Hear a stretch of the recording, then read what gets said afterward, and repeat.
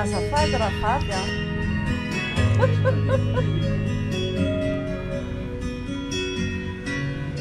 Efa norina tampoka fity tsy afaky intsony famahery tianao aminy saiko manontolo matokisa fa tsy vadika mety ireo zay nolazaiko nampanantenay taminao efa norina tampoka fity tsy afaky intsony famahery tianao aminy saiko manontolo matokisa fa tsy vadika mety ireo zay nolazaiko nampanantenay taminao lahatra niarantsika fa tsy tandifitiavana ihany anjara no menjanahary miarapay fa tsy ora vafitimana mazay mitoetra hoanan'izao sy anao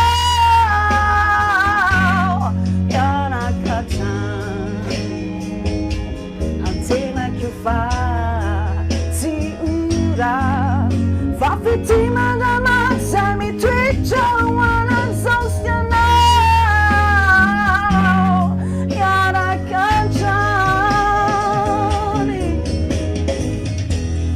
lahatra miarantsika fa tsy tandifitiavana ihany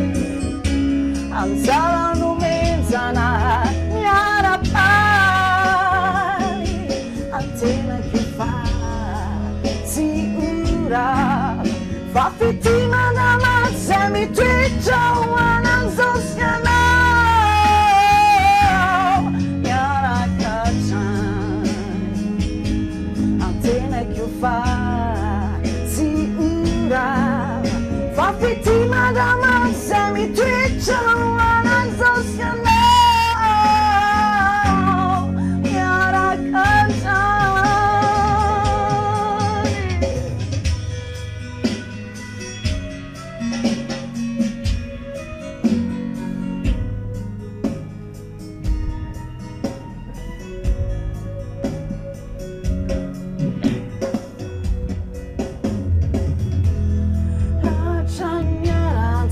fa tsy tandifitiavana ihany